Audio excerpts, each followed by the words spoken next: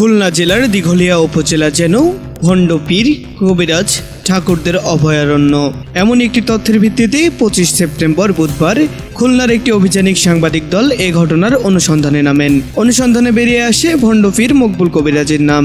দিঘলিয়া উপজেলার কাটাপন গ্রামের মকবুল কবিরাজ যুবক বয়সে নাচে গানে মেতে থাকতেন। জীবিকা নির্বাহের জন্য করতেন স্টার জুট মিলে শ্রমিকের কাজ, কিন্তু হঠাৎ এই ভণ্ডামি বদলে দেয় তার ভাগ্য। আপনি হাফেজ মাওলানা না হয়ে আপনি কবিরাজি শিখলেন, এটার উপর আপনার তো ইন্টারেস্ট কেন? মানে নিশ্চয়ই এটা থেকে ইনকামের কোনো পথ আছে এজন্য? না, ওই যে জানি তাই আর কি করি। এটা কার কাছ থেকে? আপনার শিক্ষককে? না, আমার কেউ না, এটা গায়বান। আমি হলো গান বাজনা করে বেড়াতাম। তাই আমার আব্বার খুব সাধনা ছেলে যাতে নামাজ কালাম পড়ি, সে বহুত আগের কথা।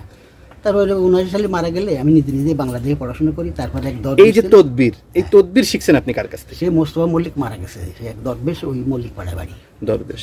ইসলাম এটারে কতটুকু সাপোর্ট করে? আমরা যেটুকু জানি নবী সাল্লাল্লাহু আলাইহি ওয়াসাল্লাম কোনো তাবিজ গায়বান্ত নিষেধ করে গেছেন, কিন্তু ইসলাম কতটুকু সাপোর্ট করে এই জিনিসটা? এই দেন বেহেশতি যার শত হুজুর লিখেছে, এতে তো তাবিজ না, কোনো হুজুর না, আমি নবীর উম্মত সাল্লাল্লাহু আলাইহি ওয়াসাল্লামের উম্মত। সেই হিসাবে নবী সাল্লাল্লাহু আলাইহি ওয়াসাল্লাম বলে গেছেন যে তিনি তার নবুয়ত লগ্নে তিনি কখনো তাবিজ ব্যবহার করেন নাই। তার উপর জাদুটনা করা হয়েছিল আপনাদের মতোই কিছু, মানে হাফেজ মুফতি না কিন্তু কালা জাদু জানেন, এরকম তাকে জাদু করা হয়েছিল। সে চারকুলের মাধ্যমে সে থেকে রেহাই পেয়েছিল। সে বলছে যে চারকুল পড়তে সকল জাদু থেকে রেহাই পাওয়ার জন্য, সে কোনো তাবিজের কথা বলে যায়নি। তা আপনি এখানে ইসলাম শরিয়া উল্লেখ করতেছেন, এটা কতটুকু বাস্তব? এই কিতাবটা কে লিখেছে? এই কিতাবটা কি মুসলিম শরিয়া নবী সাল্লাল্লাহু আলাইহি ওয়াসাল্লামের উপরে কেউ লিখেছেন? না, ওনার নবী সাল্লাল্লাহু আলাইহি ওয়াসাল্লামের থেকে জ্ঞানী এবং তার থেকে উত্তম কেউ লিখেছেন এটা? তারা ওগুলো করে গেছে, আমরা এটা দেখি না। তাহলে আপনি কি এনাদের অনুসারী? আপনি হযরত মুহাম্মদ সাল্লাল্লাহু আলাইহি ওয়াসাল্লামের অনুসারী নয়? ওই আর কি ওনারা লিখে দেন না, আমার কথাটা আপনি উত্তর দিবেন। যারা লিখেছে এরা কি হযরত মুহাম্মদ সাল্লাল্লাহু আলাইহি ওয়াসাল্লামের ঊর্ধ্বে? এই যে কেম ফজলুল, আমার কথাটা উত্তর দিবেন। যারা লিখেছে তারা কি হযরত মুহাম্মদ সাল্লাল্লাহু আলাইহি ওয়াসাল্লামের ঊর্ধ্বে? তারা উম্মত, আমিও উম্মত। আর এগুলো তারা কি তার নবী সাল্লাল্লাহু আলাইহি ওয়াসাল্লামের ঊর্ধ্বে? তারা না। আপনি যাদের বই আমাকে দেখাচ্ছেন তারা কি নবী সাল্লাল্লাহু আলাইহি ওয়াসাল্লামের ঊর্ধ্বে? না। তাইলে আপনি নবী সাল্লাল্লাহু আলাইহি ওয়াসাল্লামের উম্মত নাকি এনাদের উম্মত? না, ওনারা এরকম ইজাজত দিয়ে লিখেছে। আচ্ছা, ঠিক আছে। আপনি নবী সাল্লাল্লাহু আলাইহি ওয়াসাল্লাম যেখানে বলছে যে কোনো রকম তাবিজ পড়া হারাম, সেখানে আপনি ইসলামের দোহাই দিয়ে তাবিজ করছেন, স্বামী স্ত্রীর মিল ঘটাচ্ছেন, কবিরাজি করছেন, এটা কতটুকু বাস্তব? আপনি যদি নবী সাল্লাল্লাহু আলাইহি ওয়াসাল্লামের উম্মত হয়ে থাকেন, তার কথার পরও আপনি বলছেন এটা ইসলাম শরিয়া সম্পূর্ণ। ইসলাম তো তাবিজে বিশ্বাস করবে সে হবে কাফির। যাও, আমরা যা শুনি যে আমরা বড় বড় যারা করে তাদের থেকে নিছি, লিখি, ওনার দেখে, এই আর কিছু। আচ্ছা, ঠিক আছে। মকবুল থেকে রাতারাতি হয়ে ওঠেন মকবুল হুজুর।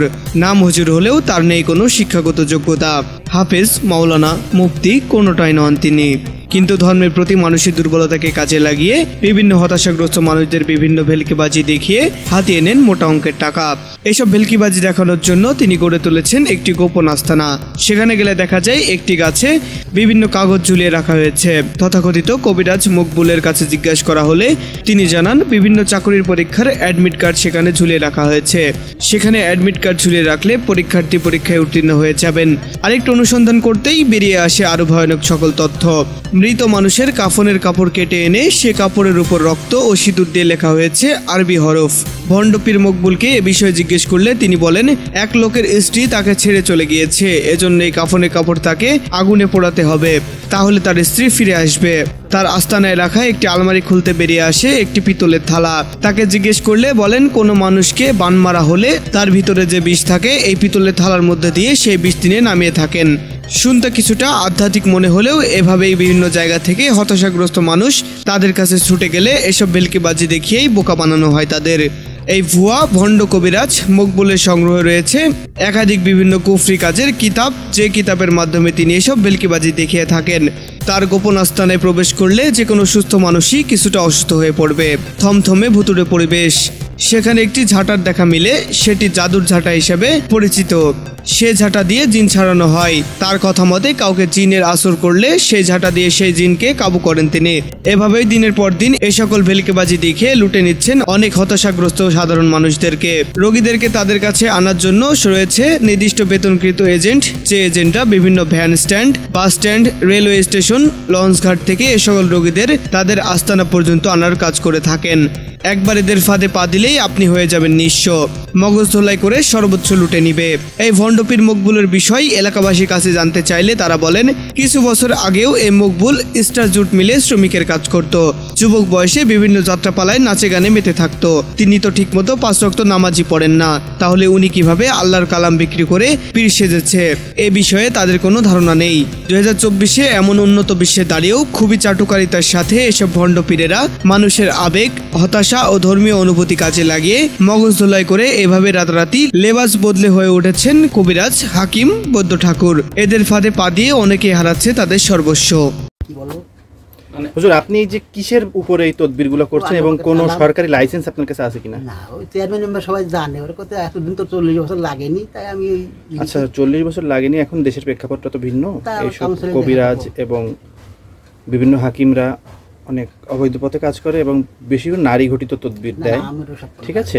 স্বামী স্ত্রী বনে না এই ব্যাপারে। তারপরে আমরা শুনেছি বিভিন্ন জায়গায় অভিযোগ এসেছে যে আপনিও প্রেমের তদবির দেন। এই বিষয়ে আপনার কতটুকু সরকারি কোনো লাইসেন্স আছে কিনা এবং কবিরাজি হাকিমি করার জন্য ইউনানি একটা লাইসেন্স প্রয়োজন হয়, এটা আপনার আছে কিনা? না, তো ওগুলো চেয়ারম্যান বলেছে, আমরা রয়েছে তাহলে চেয়ারম্যান নাতি হয়। চেয়ারম্যান কে? জিয়া গাজী। নাম্বার আছে? না, আমার কাছে নাম। আচ্ছা, জিয়া গাজীর কাছেও যাব। ওটাকে জিজ্ঞাসা করলে আপনার দাদা নাকি?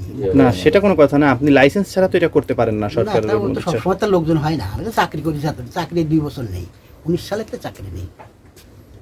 খুলনা থেকে মোহাম্মদ আরিফ, বাংলা 71 টেলিভিশন। বাংলা 71 টেলিভিশন, সত্য প্রকাশে আপোষহীন।